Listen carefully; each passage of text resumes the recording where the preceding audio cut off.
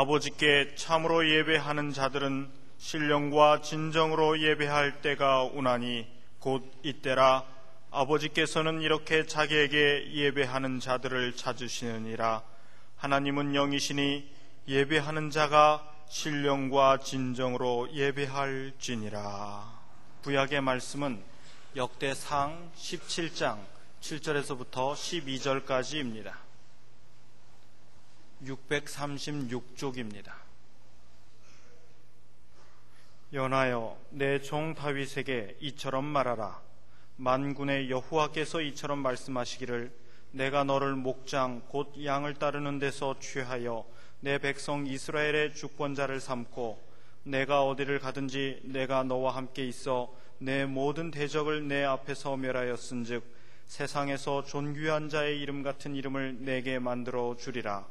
내가 또 내 백성 이스라엘을 위하여 한 곳을 정하여 저희를 심고 저희로 자기 곳에 거하여 다시는 옮기지 않게 하며 악한 이유로 전과 같이 저희를 해하지 못하게 하여 전에 내가 사사를 명하여 내 백성 이스라엘을 다스리던 때와 같지 않게 하고 또 내 모든 대적으로 내게 복종하게 하리라.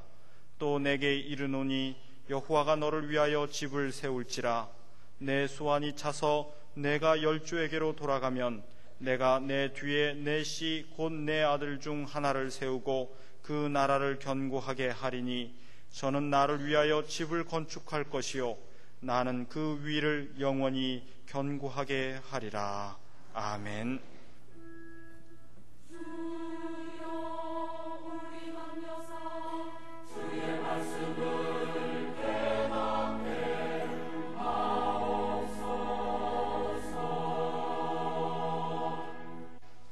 하나님께서 우리에게 주시는 신약의 말씀은 히브리서 11장 33절과 34절입니다.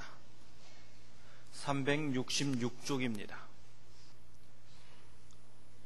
저희가 믿음으로 나라들을 이기기도 하며 의를 행하기도 하며 약속을 받기도 하며 사자들의 입을 막기도 하며 불의 세력을 멸하기도 하며 칼날을 피하기도 하며 연약한 가운데서 강하게 되기도 하며 전쟁에 용맹되어 이방 사람들의 진을 물리치기도 하며. 아멘. 하나님께서 다윗을 평가하실 때 뭐라고 하셨습니까? 이새의 아들 다윗을 만나니 내 마음에 합한 자라. 그런데 하나님의 이러한 평가는 단번에 쉽게 어느 날 갑자기 나온 것이 아닙니다. 오늘의 구약 본문 7절을 보시면 연하여 내 종 다윗에게 이처럼 말하라. 만군의 여호와께서 이처럼 말씀하시기를 내가 너를 목장 곧 양을 따르는 데서 취하여 내 백성 이스라엘의 주권자를 삼고 그랬습니다. 한낱 무명의 목동에서 한 나라의 임금으로 발탁하신 데에는 무엇보다도 중심을 보셨던 것입니다. 인간적인 조건으로 보아 여러 출중한 형들보다 중심이 믿음이고 누구보다 하나님을 사랑하고 자기 일에 늘 충실했고 반듯했습니다. 그래서 하나님은 다윗을 일단 택하셨는데 그 다음에 무슨 일이 있었습니까? 하나님을 능멸하면서 으르렁거리는 블레셋의 골리앗 장군에 대한 거룩한 의분으로 달려나갔더니 하나님께서 이기게 하셨습니다. 그 후 이러한 공적으로 행여 교만에 빠질세라 하나님께서는 큰 그릇으로 만들기 위한 연단의 과정을 준비해 두셨습니다. 다윗의 국민적 인기를 시샘한 사울 왕의 끈질긴 추적이 시작됐습니다. 혼잣몸도 숨기면서 피해 다니기 어려운데 다윗을 지지하는 여러 사람들까지 함께 했습니다. 실로 잠시도 마음을 놓지 못하고 먹는 것도 자는 것도 기약이 없는 고난의 길이었습니다. 그런데 마침 사울을 죽일 수 있는 절호의 기회가 2번 있었습니다. 이때 하나님께서는 아마도 지그시 바라보고 계셨을 것입니다. 다윗은 이 일을 어떻게 처리할 것인가? 다윗이 사울을 죽여도 도덕적으로 잘못된 일이 아니었습니다. 국민의 인기가 다윗에게 쏠린다고 해서 국사를 제쳐놓고 군대를 동원해서 추격하는 임금이 무슨 임금 자격이 있으며 다윗이 해친다 한들 누구도 잘못되었다고 할 사람이 없었을 겁니다. 그러나 다윗은 바로 그 사울 왕을 살려보냈습니다. 그 사람 때문에 이렇게 고난을 당하면서도 끝내 해치지 않았습니다. 다윗이 주로 쫓겨다니던 곳은 엔게디 광야입니다. 그 엔게디 광야는 나무 한 폭이 없고요, 풀 한 폭이 제대로 없어요. 나무가 있고 골짜기가 있고 굴이 있고 숲이 있어야 몸을 숨길 수 있는데 이게 없어요. 삭막하기 짝이 없는 그 광야를 피해 다닌다는 것이 얼마나 큰 고역이겠습니까? 낮에는 무지무지하게 덥고요, 밤에는 무지무지하게 추운데 그 한 몸 그리고 일행을 숨겨가면서 어떻게 피해 다니겠습니까? 그런데 죽일 기회가 2번씩이나 있었어요. 그를 살려보냄으로 말미암아 나중에 혹 그 손에 죽을지도 모르면서 그럼에도 불구하고 살려보냈어요. 이때 하나님께서는 크게 기뻐하시면서 무릎을 탁 치셨을 것 같습니다. 이만한 그릇이라면 앞으로 왕으로 높여주어도 되고 나라와 하나님의 백성을 맡겨도 되겠구나. 다윗은 왕이 된 후 어수선하고 무질서한 나라를 수습하는 한편으로 이웃 나라나 부족에게 잠식당했던 땅을 찾아 회복하는 일에 여념이 없었습니다. 자, 나라 임금이 군대를 이끌고 다윗 쫓아다니는데 나라 꼴이 됐겠습니까? 그러다 보니 이웃 부족이 이웃 나라가 자꾸 쳐들어오고 땅을 차지하고 빼앗아가고 약탈하고 그랬더랬어요. 이걸 회복하는 것이 뭡니까? 전쟁이잖아요. 그 전에 우리 땅이니까 내놔라, 내놓겠습니까? 그래서 회복하기 위한 전쟁, 또는 상대방에서 쳐들어와서 전쟁, 소대전투, 중대전투, 대대전투, 연대전투, 무슨 이런 전투 저런 전투, 전쟁을 얼마나 많이 했는지 모릅니다. 그러면서 나라의 제도와 체제를 하나하나 세워나갔고 특별히 하나님을 섬기는 일에는 정성을 쏟아부었습니다. 이렇게 하여 나라를 어느 정도 안돈시키고 보니 문득 하나님의 성막이 눈에 들어왔습니다. 역대상 17장 1절에 다윗이 그 궁실에 거할 때 선지자 나단에게 이르되 나는 백향목 궁에 거하거늘 여호와의 언약궤는 휘장 밑에 있도다.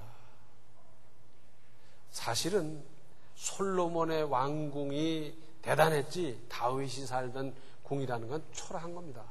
뭐 제목으로 백향목 독에 썼는지 모르지만 아주 경사진 비탈의 집을 지었고요, 조그맣고요, 왕궁답지도 못한 그런 데 살고 있었어요.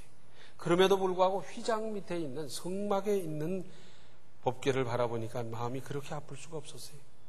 그래서 내가 이런 궁에 사는데 저 성막에 저렇게 법궤를 두다니 했더니 선지자 나단이 말합니다. 2절에 나단이 다윗에게 고하되 하나님이 왕과 함께 계시니 무릇 마음에 있는 바를 행하소서.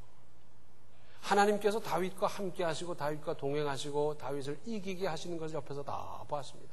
그러므로 임금의 마음에 감동이 있다면 그대로 하시면 되지 않겠습니까? 하는 거지요. 그러나 하나님의 뜻은 좀 달랐습니다. 3절로 6절에 그 밤에 하나님의 말씀이 나단에게 임하여 가라사대 가서 내 종 다윗에게 말하기를 여호와의 말씀이 너는 나의 거할 집을 건축하지 말라. 내가 이스라엘을 올라오게 한 날부터 오늘날까지 집에 거하지 아니하고 오직 이 장막과 저 장막에 있으며 이 성막과 저 성막에 있었나니 무릇 이스라엘 무리로 더불어 행하는 곳에서 내가 내 백성을 먹이라고 명한 이스라엘 어느 사사에게 내가 말하기를 너희가 어찌하여 나를 위하여 백향목 집을 건축하지 아니하였느냐고 말하였느냐 하고.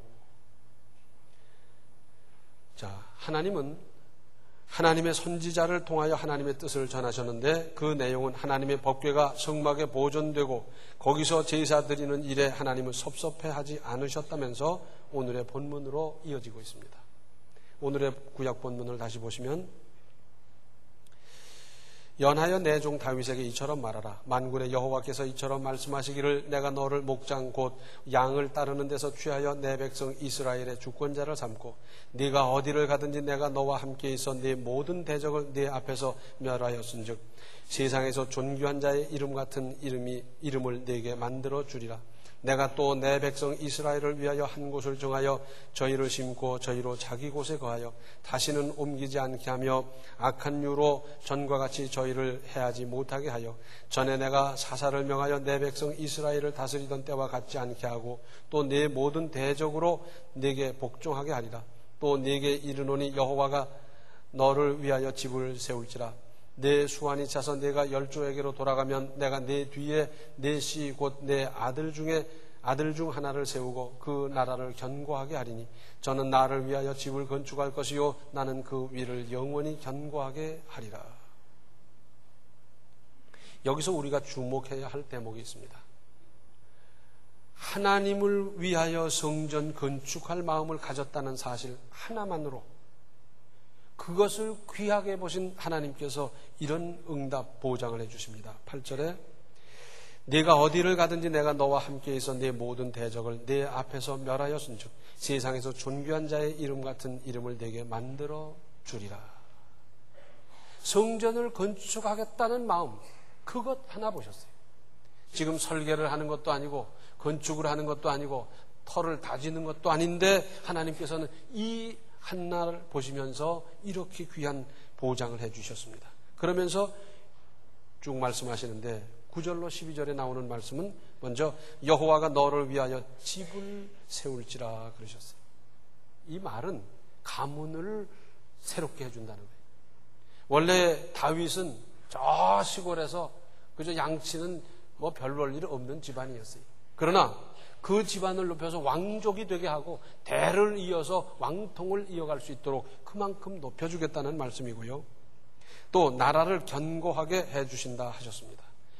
다윗은 그 후 네 자식 때에 이루도록 하겠다는 하나님의 말씀을 받고 어떻게 했습니까? 이건 내가 할 일이 아니구나.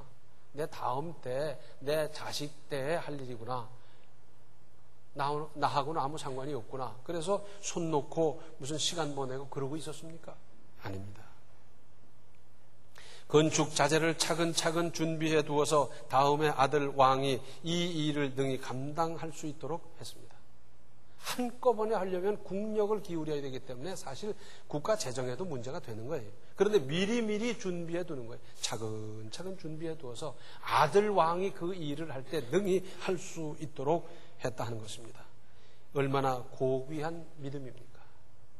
안 하려고 하는 사람에게는 늘 핑계와 변명거리가 보이지만 하려고 하는 사람에게는 이렇게 해서 능률을 향상시켜야 되겠다. 효과를 높여야 되겠다. 그 생각을 하는 거지요. 참으로 귀한 믿음이 아닐 수가 없습니다. 또 다윗이 하나님께서 맡겨주신 나라를 지키고 가꾸고 잘 보존하려고 얼마나 힘쓰고 있었으면 하나님께서 그 나라를 견고하게 해주시겠다고 하셨겠습니까? 자, 다윗이 나라를 넓히고 국가재정을 튼튼하게 하고 제도를 세우고 이제는 됐다 하고 그저 놀고 먹고 즐기고 있었더라면 하나님께서 그 나라를 잘 보존해 주셨겠습니까? 하나님 그렇게 안 하셨을 거예요.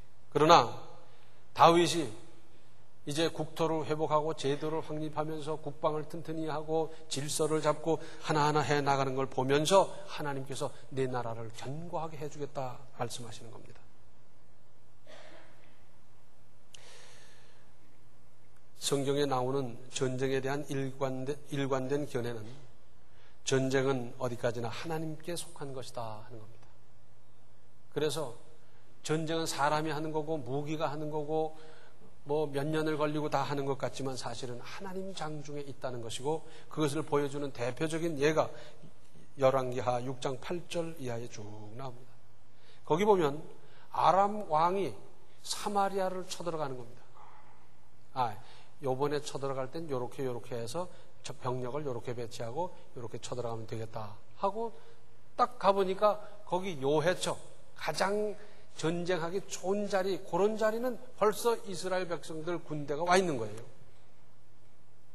그리고는 거기서 뭐 돌을 굴려낸다든지 위에서 아래로 보고 활을 쏜다든지 뭐 딱 하는데 이게 안 되는 거예요. 안 되겠다. 요번엔 다른 쪽에서 쳐들어가 볼까? 요번엔 대대병력을 끌고 갈까? 여러 번 해보는데 번번이 안 되는 거예요. 벌써 나와 있어요. 그래서 아람 왕이 생각합니다. 아무래도 이건 우리 내부에 간첩이 있어서 알려주기 전에는 이런 일이 있을 수 있느냐 했더니 신하가 말합니다. 아닙니다. 거기는요 엘리사라는 선지자가 있는데 임금님이 침실에서 말씀하는 것도 다 압니다. 그래, 그럼 그 엘리사를 없애면 되겠다. 그 엘리사가 어디 있다더냐? 저 사마리아 도단성에 있답니다. 그래, 쳐들어가자. 그리고 병력을 이끌고 갔어요. 자, 이 엘리사의 이제 엘리사를 돕는 사람이 있었는데 이 사람이 봤더니 아람 군대가 성을 빽 둘러쌌어요. 물샐 틈 없이 둘러싸고 있어요. 큰일 났습니다. 우리는 이제 죽었습니다. 막 방정을 떨었더니 엘리사가 하나님께 기도합니다. 하나님, 저의 눈을 열어 보게 하옵소서. 그가 눈을 뜨고 봤더니 불말과 불수레가 성을 더 경비하고 있어요. 그 숫자가 아람 군대보다 많고 그 능력, 화력이 얼마나 강했겠습니까? 그러고 있는데 또 선지자 엘리사가 기도합니다. 하나님, 저들의 눈을 어둡게 하옵소서.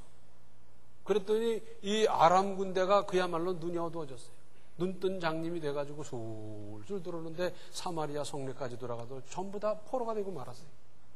이스라엘 임금이 보니까 얼마나 재밌는지 엘리사에게 와서 그럽니다. 그놈들을 그냥 싹 베버릴까요? 아닙니다. 우리가 전쟁을 해서 포로를 잡았다 하더라도 그렇게 못하는데 어떻게 그렇게 하겠습니까? 그러니까 잘 먹여서 그냥 보내십시오. 그러니까 군수품 이런 건 다 빼앗았겠지요. 그러고는 먹여서 보냈더니 다시는 이스라엘 나라를 넘보지 못했다. 전쟁은 여호와께 속한 겁니다. 시편 33편 16절을 보면 많은 군대로 구원 얻은 왕이 없으며 용사가 힘이 커도 스스로 구하지 못하는도다. 전쟁은 군대가 하고 무기가 동원되는 것도 사실이지만은 그러나 그것이 전부가 아니라는 겁니다. 시편 27편 3절을 보면 다윗의 신앙 고백인데 군대가 나를 대적하여 진칠지라도 내 마음이 두렵지 아니하며 전쟁이 일어나 나를 치려할지라도 내가 오히려 안연하리로다. 이건 자기가 경험했잖아요. 군대가 쫓아와서 자기를 엄습하고 포위한다 할지라도 하나님이 지켜주시니까 그들이 어떻게 못하더라는 겁니다. 자기의 체험이고 자기의 간증 아니겠습니까? 시편 127편 1절을 보면 여호와께서 집을 세우지 아니하시면 세우는 자의 수고가 헛되며 여호와께서 성을 지키지 아니하시면 파수꾼의 경성함이 허사로다. 지키면 잘할 것 같지만은 많은 사람이 지키면 튼튼할 것 같지만 그러나 하나님이 지켜주셔야 되는 거다 하는 말씀입니다. 우리 속담에도 있지요. 10사람이 도둑 하나를 지키기 어렵다. 실제로 그렇지 않습니까? 또 도둑을 맞으려면 개도 안 짖는다고. 평소에 그렇게 잘 짖던 개도 안 짖고는 그리고 도둑 맞게 한다는 거예요. 하나님이 지켜주셔야 됩니다. 또 오늘의 신약 본문 중에도 믿음으로 나라를 이기기도 하며 그랬고 또 전쟁에 용맹되어 이방 사람들의 지인을 물리치기도 하며 그랬습니다. 거듭 말씀드립니다. 전쟁은 군인이 하는 것이고 전쟁은 무기가 하는 것 같지만은 믿음으로 이길 수 있습니다. 6.25 54주년을 맞으면서 우리는 무슨 생각을 해야 하겠습니까? 먼저 한반도의 남쪽이나마 하나님의 은혜로 지켜졌다는 사실을 상기해야 합니다. 만약에 그때 밀리다가 그저 공산주의 방식으로 통일이 됐더라면 어떻게 됐겠습니까? 지금 북한 동포들이 저렇게 고생하는 것과 똑같이 우리가 고생하고 그것도 살아남은 사람이나 고생하고 그 전에 벌써 태반은 죽었을 거예요. 아우지 당방으로 어디로 하면서 태반은 죽었을 거고 살아남은 사람은 저렇게 끔찍한 고생을 하게 됐을 텐데 얼마나 기가 막힌 일입니까? 하나님이 우리나라를 지켜주셨습니다.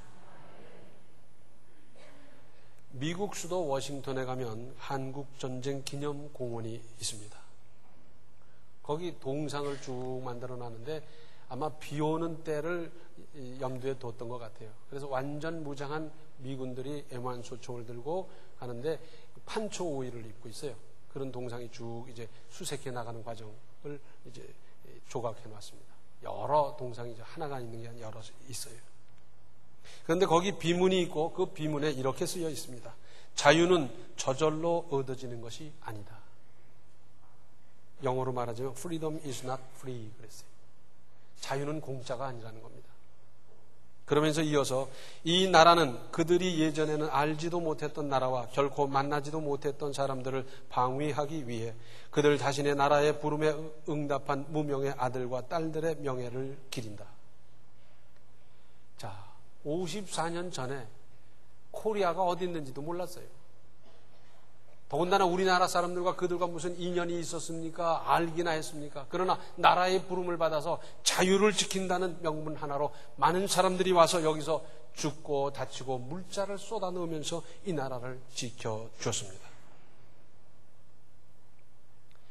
그런데 민족 상잔의 참극을 일으킨 세력, 지금도 적화 통일을 국가 제1의 목표로 삼고 한 점도 흐리지 않고 있는 집단, 국민을 저렇게도 혹사하면서 굶겨놓고 있는 그들, 인권이 어디 있고 자유가 무엇인지도 모르는 사람들, 지금 북한에 저러고 있지 않습니까? 그런데 친북 좌경 세력이 많아지고 있는 이 현상을 어떻게 해야 되겠습니까? 어쩌다가 이 지경이 됐습니까? 거기다가 통일 지상주의자들이 있어요. 어떻게 되든지 통일만 되면 된다. 이런 사람 전부 다 모아다가 저 북한에 가서 살게 했으면 참 좋겠어요. 석 달만 살면 죽겠다고 난리를 칠 것 같아요. 6.25 전쟁에 나가서 나라를 지키기 위해 목숨과 팔다리를 바친 사람, 여러 참전국의 희생은 뭐가 되는 겁니까? 의미가 없는 겁니까? 그분들의 그 희생이 있었기 때문에 오늘날 우리가 이만큼의 자유를 누리고 이렇게 살아가고 있지 않습니까? 그래서 우리는 보훈 가족에 대한 감사, 배려, 돌보는 것을 참으로 정성껏 할 일입니다. 군대란 전쟁이 일어났을 때 나라를 방위하기 위해서도 필요한 것이 사실이지만, 그보다는 군대가 철저히 무장하고 철저히 훈련하고 철저히 깨어 있으므로 전쟁을 억제한다는 사실을 알아야 합니다. 이 점이 더 중요합니다.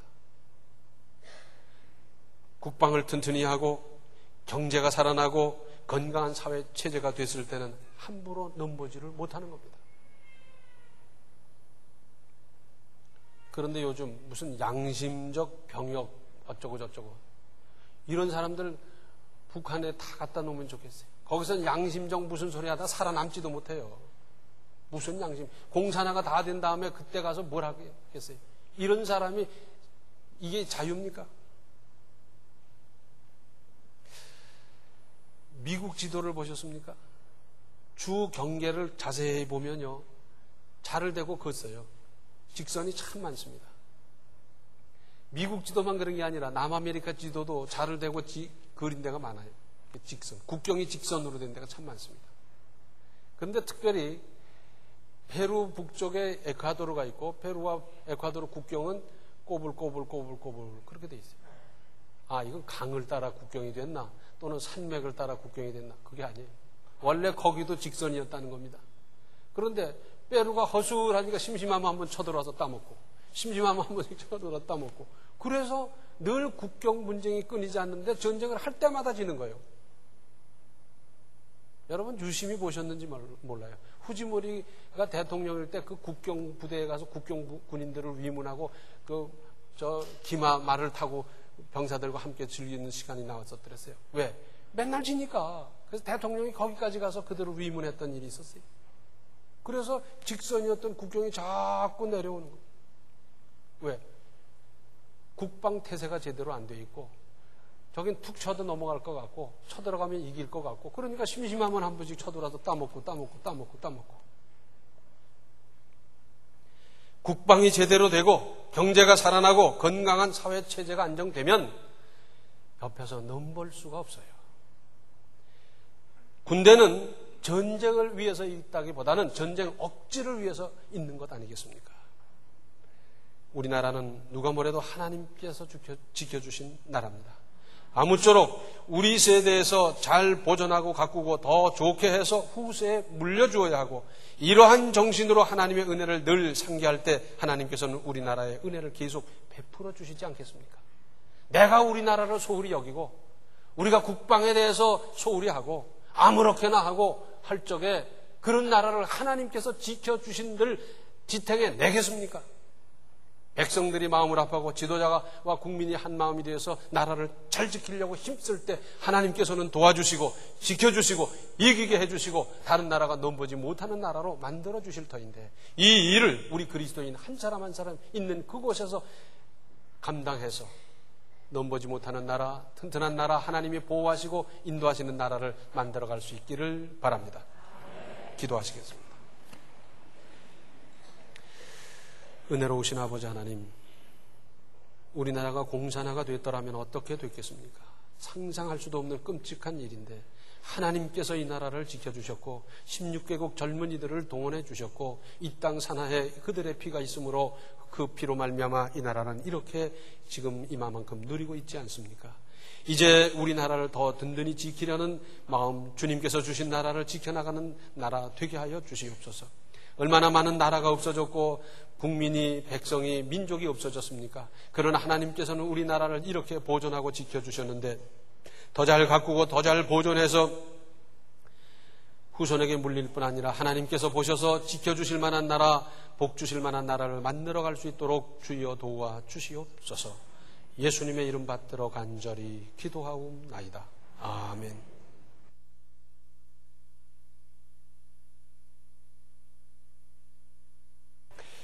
하나님이 주신 나라를 잘 지키고 가꾸어서 물려주어야 합니다. 지금은 생명의 주 예수 그리스도의 은혜와 하나님 우리 아버지의 극진하신 사랑과 성령의 감화, 감동, 충만, 교통하심이 나라를 잘 지키고 보존하고 잘 가꾸어서 후손에게 물려주며 하나님의 더 큰 은혜를 길이길이 받기를 사모하는 모든 성도들 머리 위에 이제로부터 영원토록 함께 계시기를 간절히 축원하옵나이다. 아멘.